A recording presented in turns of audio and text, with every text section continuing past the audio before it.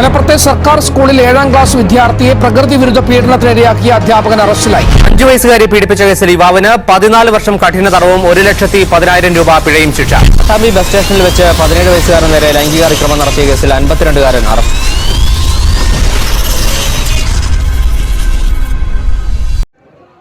എല്ലാവർക്കും നമസ്കാരം. കുട്ടികൾ ഓരോ രാജ്യത്തിന്റെയും സമ്പത്താണ്. കുട്ടികളുടെ മാനസിക ശാരീരിക ആരോഗ്യത്തിൽ അധിഷ്ഠിതമായ വളർച്ച ഉറപ്പുവരുത്തേണ്ടത് രാജ്യത്തിന്റെ ഭാവി പുരോഗതിക്ക് അത്യാവശ്യമാണ്.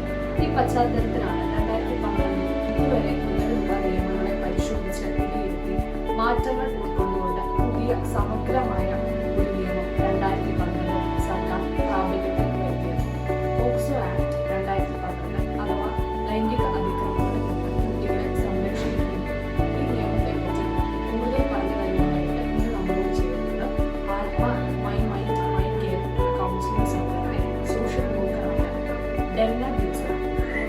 പോക്സോ ആക്ട് അഥവാ protection of child from sexual offences എന്ന് പറയുന്ന ആക്ട് നിലവിൽ വന്നത് 2012 നവംബർ 14 അപ്പോൾ ഇതിന്റെ മെയിൻ ആയിട്ടുള്ള ഒബ്ജക്റ്റീവ് എന്ന് പറയുന്നത് കുട്ടികളെ സെക്ഷൽ ഒഫൻസസിൽ നിന്നും പ്രൊട്ടക്റ്റ് ചെയ്യാം. അതായത് സെക്ഷൽ ഒഫൻസസ് എന്ന് പറയുമ്പോൾ അതിനെ പലതായിട്ട് കാറ്റഗറൈസ് ചെയ്യാൻ പറ്റും. അപ്പം സെക്ഷൽ അസോൾട്ട് ഉണ്ട്, സെക്ഷൽ ഹറാസ്മെന്റ് ഉണ്ട്, പിന്നെ കുട്ടികളെ പോർണോഗ്രഫി കാണിക്കുന്നതുണ്ട്, പിന്നെ അതുപോലെ തന്നെ ഈവൻ കുട്ടികളെ സ്റ്റോക്ക് ചെയ്യുന്നത് വരെ ഈ ഒരു ആക്ടിന്റെ അണ്ടറിൽ വരുന്ന ഒഫൻസസ് ആണ്. അപ്പോൾ ഇതുപോലെ പലതരത്തിലുള്ള കുട്ടികൾക്കെതിരെയുള്ള ഒഫൻസസിൽ നിന്നും അവരെ പ്രൊട്ടക്റ്റ് ചെയ്യുക. ഇനി ഇങ്ങനെയുള്ള ഒഫൻസസ് നടന്നിട്ടുണ്ടെങ്കിൽ അപ്പോൾ അതിനെതിരെ, അതായത് അത് ചെയ്തിട്ടുള്ള ആളുകളെ പണിഷ് ചെയ്യുക, ഇങ്ങനെയുള്ള കാര്യങ്ങളാണ് ഈ ഒരു ആക്ടിൽ മുഴുവൻ ഡിസ്ക്രൈബ് ചെയ്തിട്ടുള്ളത്. എന്തൊക്കെയാണ് പോക്സോ ആക്ടിന്റെ ഫീച്ചേഴ്സ് എന്ന് വിശദീകരിക്കാം. ഈ ആക്ടിന്റെ ഫീച്ചേഴ്സ് എന്ന് പറയുന്നത്, ഒന്നാമത്തെ ഫീച്ചർ എന്ന് പറയുന്നത് കോൺഫിഡൻഷ്യാലിറ്റിയാണ്. വിക്ടിമിന്റെ ഐഡന്റിറ്റി എപ്പോഴും കോൺഫിഡൻഷ്യൽ ആയിരിക്കും. അത് ഒരിക്കലും പബ്ലിക്കിന് റിവീൽ ചെയ്യുന്ന ഒരു കാര്യമല്ല. മീഡിയനൊക്കെ ബാൻ ചെയ്തിരിക്കുന്ന ഒരു കാര്യമാണ്. നമ്മുടെ കുട്ടീനെയായിട്ട് റിലേറ്റ് ചെയ്യുന്നുള്ള യാതൊരു വിധത്തിലുള്ള ഡീറ്റെയിൽസും മീഡിയയ്ക്കോ മറ്റാർക്കോ പുറത്തു വിടാനായിട്ട് സാധിക്കില്ല. പിന്നെ ഉള്ളത് ജെൻഡർ ന്യൂട്രൽ ആയിട്ടുള്ള പ്രൊവിഷൻസ് ആണ് ഈ ഒരു ആക്ടിനുള്ളത്. അതായത് ആൺ പെൺ വ്യത്യാസങ്ങളില്ലാത്ത ഒരു ആക്ടാണ്. 18 വയസ്സിന് താഴെയുള്ള എല്ലാവരും ഈ ഒരു ആക്ടിൽ പെടുന്നതാണ്. അപ്പം 18 വയസ്സിൽ താഴെയുള്ള പെൺകുട്ടികളെന്ന് മാത്രമില്ല, അല്ലെങ്കിൽ 18 വയസ്സിൽ താഴെയുള്ള ആൺകുട്ടികളെന്ന് മാത്രമില്ല. ജെൻഡർ ന്യൂട്രൽ ആയിട്ടുള്ള പ്രൊവിഷൻസ് ആണ് ഈ ആക്ടിനുള്ളത്. പിന്നീട് എന്ന് പറയുന്നത് മാൻഡേറ്ററി റിപ്പോർട്ടിംഗ് ഉള്ള ഒരു ആക്ടാണ്. ഇങ്ങനൊരു സംഭവം നടന്നു അല്ലെങ്കിൽ നടക്കാൻ പോകുന്നു എന്ന് സംശയം തോന്നിക്കഴിഞ്ഞാൽ മാൻഡേറ്ററി ആയിട്ടും അത് റിപ്പോർട്ട് ചെയ്തിരിക്കണം എന്നുള്ളതാണ്. അപ്പോൾ റിപ്പോർട്ട് ചെയ്യാതിരുന്നാൽ അതിന് പണിഷ്മെന്റ്സ് വേറെയുണ്ട്. ഏത് പ്രായം വരെയുള്ള കുട്ടികളാണ് പോക്സോ ആക്ടിന്റെ കീഴിൽ വരുന്നത്? 18 വയസ്സിന് താഴെ വരുന്ന എല്ലാ കുട്ടികളും ഈ ഒരു ആക്ടിന്റെ കീഴിൽ വരുന്നതാണ്. 18 വയസ്സിന് താഴെ വരുന്ന ആൺകുട്ടികളും പെൺകുട്ടികളും എല്ലാവരും ഈ ആക്ടിന്റെ കീഴിൽ വരുന്നതാണ്. 18 വയസ്സിന് ശേഷമാണ് നമ്മൾ അഡൾട്ട് ആവുന്നത്. നമ്മുടെ രാജ്യത്തിന്റെ നിയമം അനുസരിച്ച് അഡൾട്ട് ആവുന്നത് 18 വയസ്സിന് ശേഷമാണ്. അതിന്റെ താഴെയുള്ള എല്ലാവരും കുട്ടികളാണ്. അപ്പോൾ കുട്ടികൾക്ക് കൺസെന്റ് കൊടുക്കാൻ പറ്റില്ല. അതായത് അവർക്കൊരു സെക്ഷൽ ആയിട്ടുള്ള ഒരു കോണ്ടാക്റ്റിന് വേണ്ടിയിട്ട് ഉള്ള കൺസെന്റ് കൊടുക്കാനായിട്ട് കുട്ടികൾക്ക് സാധിക്കില്ല. അപ്പോൾ 18 വയസ്സിന് താഴെയുള്ള ആർക്കെതിരെയും നടത്തുന്ന ലൈംഗിക അതിക്രമങ്ങളെല്ലാം ഈ ഒരു ആക്ടിന്റെ കീഴിൽ പണിഷബിളാണ്. എങ്ങനെയാണ് കുട്ടികൾ ഇതിനായിട്ട് നിയമസഹായം ചെയ്യുന്നത്? റിപ്പോർട്ടിങ്ങിന്റെ കാര്യം പറയുകയാണെങ്കിൽ ഇതിൽ കുട്ടികൾക്കോ അല്ലെങ്കിൽ മറ്റാർക്കെങ്കിലുമോ ഇങ്ങനെ ഒരു സംഭവം നടക്കാൻ പോകുന്നുണ്ട് എന്നുള്ളത് റിപ്പോർട്ട് ചെയ്യാം. അല്ലെങ്കിൽ ഇപ്പൊ നമുക്കൊരു സംശയമുണ്ട്, ഇങ്ങനെ ഒരു ഹറാസ്മെന്റ് ഈ കുട്ടിക്ക് സംഭവിക്കുന്നുണ്ട് എന്നൊരു സംശയമുണ്ട്, അങ്ങനെയാണെങ്കിൽ നമുക്ക് റിപ്പോർട്ട് ചെയ്യാം. അതല്ല നമുക്ക് ഉറപ്പാണ് ഇങ്ങനെ ഒരു ഹറാസ്മെന്റ് നടന്നു കഴിഞ്ഞു എന്ന് നമുക്ക് ഉറപ്പായി, അങ്ങനെയാണെങ്കിലും നമുക്ക് ഇങ്ങനെ ഒരു കേസ് റിപ്പോർട്ട് ചെയ്യാം. റിപ്പോർട്ട് ചെയ്യേണ്ടത് നമുക്ക് ലോക്കൽ പോലീസ് സ്റ്റേഷനിൽ റിപ്പോർട്ട് ചെയ്യാം. അതല്ലെങ്കിൽ സ്പെഷ്യൽ ജുവനൈൽ പോലീസ് ഉണ്ട്, അല്ലെങ്കിൽ അവരുടെ അടുത്ത് റിപ്പോർട്ട് ചെയ്യാം. ഇതൊന്നും അല്ലെങ്കിൽ നമുക്ക് ചൈൽഡ് ലൈൻ സർവീസസ് ഉണ്ട്, അപ്പോൾ അവിടെ നമുക്ക് റിപ്പോർട്ട് ചെയ്യാം. അപ്പം ചൈൽഡ് ലൈൻ സർവീസിന് 1098 എന്ന് പറഞ്ഞ നമ്പറിൽ വിളിച്ചിട്ട് നമുക്ക് ഒരു കോളിലൂടെ തന്നെ നമുക്ക് റിപ്പോർട്ട് ചെയ്യാം. അപ്പം ചൈൽഡ് ലൈൻ ആണ് ഇത് ഫെർദർ മുന്നോട്ട് ബാക്കി കാര്യങ്ങളൊക്കെ ചെയ്യുന്നത്. അപ്പോൾ ഈസിയസ്റ്റ് വേ ചിലപ്പോൾ ഒരു കുട്ടിക്ക് തന്നെ എന്താ പറയുക കംപ്ലൈൻറ്റ് കൊടുക്കണം എന്നുണ്ടെങ്കിൽ ചിലപ്പോൾ ചൈൽഡ് ലൈൻ ആയിരിക്കും ഈസിയസ്റ്റ് ആയിട്ടുള്ള ഒരു വേ എന്ന് പറയുന്നത്. അപ്പോൾ 1098 എന്നുള്ള ഈസി ആയിട്ടുള്ള നമ്പറാണ്. 1098 വിളിച്ചിട്ട് ഇങ്ങനെ ഒരു സംഭവം ഉണ്ട് എന്ന് പറഞ്ഞു കഴിഞ്ഞാൽ അവർ അതിൻ്റെ ഫെർദർ പ്രൊസീജിയേഴ്സ് ചെയ്യും. ഈ ആക്ടിൽ മൊത്തം എത്ര സെക്ഷൻസ് ആണ് ഉള്ളത്? ഈ ആക്ടിൽ മുഴുവനായിട്ടും 9 ചാപ്റ്റേഴ്സും 46 സെക്ഷൻസും ആണ് ഉള്ളത്. അപ്പോൾ ഇതിനകത്ത് എന്തൊക്കെ കാര്യങ്ങൾ പറയുന്നതെന്ന് ചോദിച്ചാൽ കുറച്ച് ഡെഫിനിഷൻസ് ഉണ്ട്, പിന്നെ ഒഫൻസസ് എക്സ്പ്ലെയിൻ ചെയ്യുന്നുണ്ട്, പിന്നെ അതിൻ്റെ പണിഷ്മെൻറ്റ്സ് പറയുന്നുണ്ട്, പിന്നെ ഇതിൻ്റെ പ്രൊസീജിയർ, മൊത്തത്തിൽ ഇതിൻ്റെ പ്രൊസീജിയറിനെ പറ്റി പറയുന്നുണ്ട്, കോർട്ട് എസ്റ്റാബ്ലിഷ്മെൻറ്റ്സ്, പിന്നെ മാൻഡേറ്ററി റിപ്പോർട്ടിങ്, ഇങ്ങനെയുള്ള കാര്യങ്ങളെല്ലാം പറയുന്നുണ്ട്. അപ്പോൾ തുടക്കത്തിൽ ഉള്ളത് എന്ന് പറയുന്നത് ഡെഫിനിഷൻസ് ആണ്. ഇപ്പോൾ ചൈൽഡിൻ്റെ ഡെഫിനിഷൻ, അങ്ങനെ കുറച്ച് കാര്യങ്ങളുടെ ഡെഫിനിഷൻ ഉണ്ട്. അതിനുശേഷം വരുന്നതാണ് പല ടൈപ്സ് ഓഫ് ഒഫൻസസ്. പല ടൈപ്സ് ഉണ്ട്. ഇപ്പം അഗ്രവേറ്റഡ് പെനട്രേറ്റീവ് സെക്ഷൽ അസോൾട്ട് ഉണ്ട്, പെനട്രേറ്റീവ് സെക്ഷൽ അസോൾട്ട് ഉണ്ട്, സെക്ഷൽ അസോൾട്ട് ഉണ്ട്, aggravated sexual assault, sexual harassment, pornography, അങ്ങനെ കുറേ ഡിഫറെൻറ്റ് ടൈപ്സ് ഓഫ് ഒഫൻസസ് ഉണ്ട്. അപ്പം അങ്ങനെ ഓരോ ഒഫൻസിൻ്റെയും പണിഷ്മെൻറ്റും ഇതിന് ഓരോ സെക്ഷൻസിൽ എക്സ്പ്ലെയിൻ ചെയ്ത് പോകുന്നുണ്ട്. പിന്നെ അതുകൂടാതെ ഉള്ള ഒരു കാര്യം എന്ന് പറയുന്നത് മാൻഡേറ്ററി ആയിട്ടുള്ള റിപ്പോർട്ടിംഗ് ആണ്. ഇവിടെ ഈ ഒരു ആക്ടിൻ്റെ കീഴിൽ വരുന്ന ഒഫൻസസ് മാൻഡേറ്ററി ആയിട്ട് റിപ്പോർട്ട് ചെയ്തിരിക്കണം. അപ്പോൾ അത് റിപ്പോർട്ട് ചെയ്യേണ്ട കാര്യങ്ങൾ, അതുപോലെ റിപ്പോർട്ട് ചെയ്തില്ലെങ്കിൽ പണിഷ്മെൻറ്റ് കിട്ടും, ആ പണിഷ്മെൻറ്റ്സ് എന്താണ്, അതൊക്കെ ഇതിൽ ഡീറ്റെയിൽ ആയിട്ട് പറയുന്നുണ്ട്.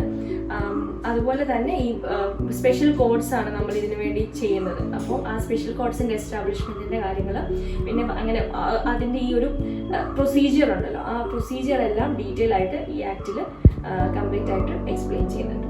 കുട്ടികളെ ഇതുപോലെ ലൈംഗികമായി അതിക്രമിക്കുന്നവർക്കുള്ള പരമാവധി ശിക്ഷ ഇതിൻ്റെ ശിക്ഷ എന്ന് പറയുന്നത് ഡിഫൻസ്, ഞാൻ പറഞ്ഞല്ലോ ഓൾറെഡി പല ടൈപ്പ് ഓഫ് ഒഫൻസസ് ഉണ്ട്. അപ്പോൾ അതിൻ്റെ ഓരോന്നിൻ്റെ ഇൻറ്റൻസിറ്റിയിൽ ഡിഫറൻസ് ഉണ്ട്.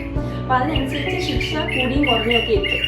മാക്സിമം ഡെത്ത് വരെ ശിക്ഷയായിട്ട് വരാം. അതായത് ഒരു അഗ്രവേറ്റഡ് പെനട്രേറ്റീവ് സെക്ഷൽ അസോൾട്ട് ആണ് ചെയ്തതെങ്കിൽ, ഇപ്പം ഈ അഗ്രവേറ്റഡ് എന്ന് കൊണ്ടത് ഞാൻ ഉദ്ദേശിക്കുന്നത് ഇപ്പം കുട്ടികളെ പ്രൊട്ടക്റ്റ് ചെയ്യേണ്ട ആളുകൾ തന്നെ കുട്ടികളെ മിസ്യൂസ് ചെയ്താൽ, അതായത് ഇപ്പോൾ എന്താ പറയുക, ഇപ്പോൾ സ്കൂൾ ഹെഡ് മാസ്റ്റേഴ്സ് അല്ലെങ്കിൽ ഡോക്ടേഴ്സ്, പിന്നെ public servants, armed officials, police officers, അങ്ങനെയുള്ള നമ്മുടെ ആളുകളെ പ്രൊട്ടക്റ്റ് ചെയ്യുന്ന അല്ലെങ്കിൽ കുട്ടികളെ പ്രൊട്ടക്റ്റ് ചെയ്യുന്ന ആളുകൾ തന്നെ കുട്ടികളെ മിസ്യൂസ് ചെയ്ത് കഴിഞ്ഞാൽ അത് അഗ്രവേറ്റഡ് സെക്ഷൽ അസോൾട്ട് ആണ്. അപ്പം ഒരു ഗ്രേഡ് കൂടിയതാണ്.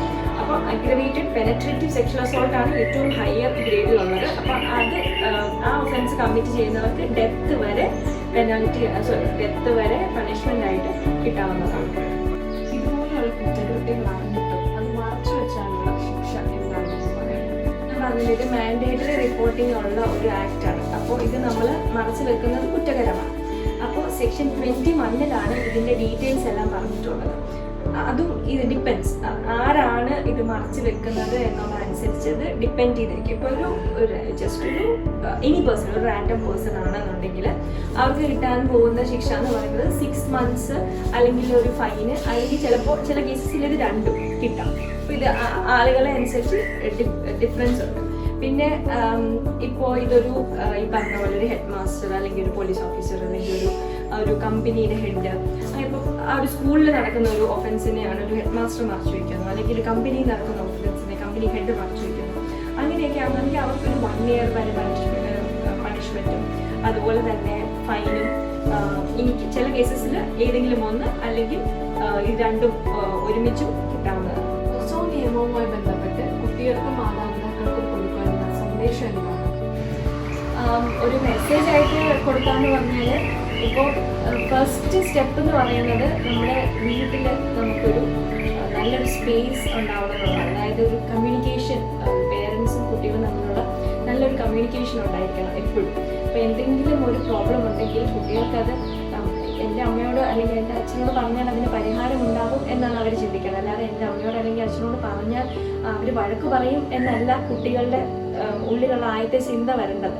അപ്പോൾ നമ്മുടെ കമ്മ്യൂണിക്കേഷൻ എപ്പോഴും പ്രോപ്പർ ആയിരിക്കണം ഫാമിലീസിൽ. അപ്പോൾ എന്തെങ്കിലും ഇങ്ങനെ ഒരു സെക്ഷൽ ഹറാസ്മെൻറ്റ് നടന്നു കഴിഞ്ഞാൽ കുട്ടികൾക്ക് അത് ഓപ്പണായിട്ട് വന്ന് പറയാം, അല്ലെങ്കിൽ എൻ്റെ പേരൻസ് സപ്പോർട്ട് ചെയ്യും എന്നുള്ള ഒരു ഉറപ്പ് ആ കുട്ടികളിൽ ഉണ്ടാക്കേണ്ടത് അത്യാവശ്യമാണ്. പിന്നെ അതുപോലെ തന്നെ സെക്സ് എഡ്യൂക്കേഷൻ്റെ ഇമ്പോർട്ടൻസ് ഒരുപാടാണ്. അതായത് സെക്സ് എഡ്യൂക്കേഷൻ നമ്മുടെ ഇപ്പം സ്കൂളുകളിലൊന്നും സെക്സ് എഡ്യൂക്കേഷനേ ഇല്ല. ഇപ്പോൾ 8ാം ക്ലാസ്സിലാണ് നമ്മൾ ബയോളജി ചാപ്റ്ററിലാണ്, അത് പല സ്കൂളുകളിലും പല ടീച്ചേഴ്സും പഠിപ്പിക്കാറ് പോലുമില്ല. അതൊക്കെ നമുക്കറിയാവുന്ന ഫാക്ട്സാണ്. അപ്പോൾ ഇത് തുടങ്ങേണ്ടത് ഒരിക്കലും 8ാം ക്ലാസ്സിലല്ല, വളരെ ചെറുപ്പത്തിൽ തന്നെ തുടങ്ങേണ്ട ഒരു കാര്യമാണ് സെക്സ് എഡ്യൂക്കേഷൻ എന്ന് പറയുന്നത്. അതായത് നമ്മുടെ പ്രൈവറ്റ് പാർട്സ് ഏതൊക്കെയാണ്, അത് പ്രൈവറ്റ് പാർട്സിൽ തൊടാനായിട്ടുള്ള അധികാരം ആർക്കൊക്കെയുണ്ട്, അങ്ങനെയുള്ള കാര്യങ്ങളൊക്കെ ഈ സെക്സ് എഡ്യൂക്കേഷനിൽ വരുന്നതാണ്. അപ്പോൾ അത് വളരെ ചെറിയൊരു പ്രായം തൊട്ടേ അവർക്ക് കൊടുക്കേണ്ട ഒരു ഇമ്പോർട്ടൻ്റ് ആയിട്ടുള്ള എഡ്യൂക്കേഷനാണ്. പല കുട്ടികൾക്കും പലപ്പോഴും ഇവർക്ക് ഒരു ഹരാസ്മെൻറ്റ് ഉണ്ടായാൽ അതെന്താണ് സംഭവിക്കുന്നതെന്ന് പോലും അറിയാതെ പേടിച്ച് സ്റ്റക്കായി പോകുന്ന ഒരുപാട് കുട്ടികളുണ്ട്. അപ്പോൾ അതിനൊക്കെ ഒരു പരിഹാരം എന്ന് പറയുന്നത് സെക്സ് എഡ്യൂക്കേഷനാണ്. അപ്പം അവർക്ക് പ്രോപ്പറായിട്ടുള്ള എഡ്യൂക്കേഷൻ കിട്ടുമ്പോൾ എനിക്ക് സംഭവിച്ചുകൊണ്ടിരിക്കുന്നത് ഒരു ഹരാസ്മെൻ്റാണ്, ഇതെനിക്ക് സംഭവിക്കാൻ പാടില്ല, അല്ലെങ്കിൽ ഇത് ഞാൻ ആരോടെങ്കിലും പറയണം എന്നൊക്കെ ആ കുട്ടികൾക്ക് മനസ്സിലാവുന്നത് പ്രോപ്പർ എഡ്യൂക്കേഷൻ കിട്ടുമ്പോൾ മാത്രമാണ്. അപ്പോൾ സെക്സ് എഡ്യൂക്കേഷൻ വളരെ ഇമ്പോർട്ടൻ്റ് ആണ്. സ്കൂളുകളിൽ നിന്ന് അത് കിട്ടുന്നില്ലെന്നുണ്ടെങ്കിൽ ഉറപ്പായിട്ടും വീട്ടിൽ പ്രോപ്പർ സെക്സ് എഡ്യൂക്കേഷൻ കൊടുക്കേണ്ടത് പേരൻസിൻ്റെ ഉത്തരവാദിത്തമാണ്. അതുപോലെ ഞാൻ ആദ്യം പറഞ്ഞാൽ കമ്മ്യൂണിക്കേഷൻ ചാനൽസ് പ്രോപ്പറായിട്ട് വെക്കുക. പിന്നെ ഉള്ളത് എല്ലാവർക്കും സൊസൈറ്റിക്ക് മൊത്തത്തിൽ ഒരു എന്താ പറയുക ഒരു കടമയുണ്ട്. നമ്മുടെ സൊസൈറ്റിയിലെ കുട്ടികളെ പ്രൊട്ടക്റ്റ് ചെയ്യുന്നത് നമ്മുടെ എല്ലാവരുടെയും കടമയാണ്. അപ്പോൾ എന്തെങ്കിലും ഇങ്ങനെയൊരു സംഭവം നടക്കാൻ പോകുന്നു എന്നൊരു സംശയം തോന്നി, അല്ലെങ്കിൽ ഇങ്ങനെ നടക്കുന്നു എന്നൊരു സംശയം തോന്നിയാൽ തന്നെ അത് റിപ്പോർട്ട് ചെയ്യാം. അല്ലെങ്കിൽ ഇങ്ങനെ ഒരു സംഭവം നടന്നു എന്ന് പറഞ്ഞു കഴിഞ്ഞാൽ അത് റിപ്പോർട്ട് ചെയ്യാം. അത് വളരെ ഇമ്പോർട്ടൻ്റ് ആണ്. പിന്നെ അതുപോലെ തന്നെ പലപ്പോഴും ഇപ്പോൾ നമ്മുടെ ഇവിടെയുള്ള സെക്ഷൽ ഹറാസ്മെൻറ്റ് കേസസ് എടുത്തു കഴിഞ്ഞാൽ പല കേസസിലും കുട്ടികളെ ഹരാസ് ചെയ്യുന്നത് ഫാമിലിൻ്റെ ഉള്ളിലുള്ള ആളുകൾ, അല്ലെങ്കിൽ ഫ്രണ്ട്സാണ്, അല്ലെങ്കിൽ പേരൻസിൻ്റെ ഫ്രണ്ട്സ്, അല്ലെങ്കിൽ അങ്കിൾസ്, ആൻറ്റീസ്, അങ്ങനെയുള്ളവരാണ് കുട്ടികളെ അസോൾട്ട് ചെയ്യുന്നത്. അപ്പോൾ പലപ്പോഴും എന്താ സംഭവിക്കുകയെന്ന് വെച്ചാൽ പേരൻസ് അല്ലെങ്കിൽ ഗ്രാൻഡ് പേരൻസ് ഒക്കെ പറയും അത് സാരമില്ല, മാമൻ സ്നേഹം കാണിച്ചതല്ലേ, അല്ലെങ്കിൽ സാരമില്ല, അത് ആൻറ്റി സ്നേഹിച്ചതൊക്കെ എന്നൊക്കെ പറഞ്ഞ് കുട്ടികളെ ആശ്വസിപ്പിക്കും. ഒരിക്കലും അതല്ല ചെയ്യുന്നത്.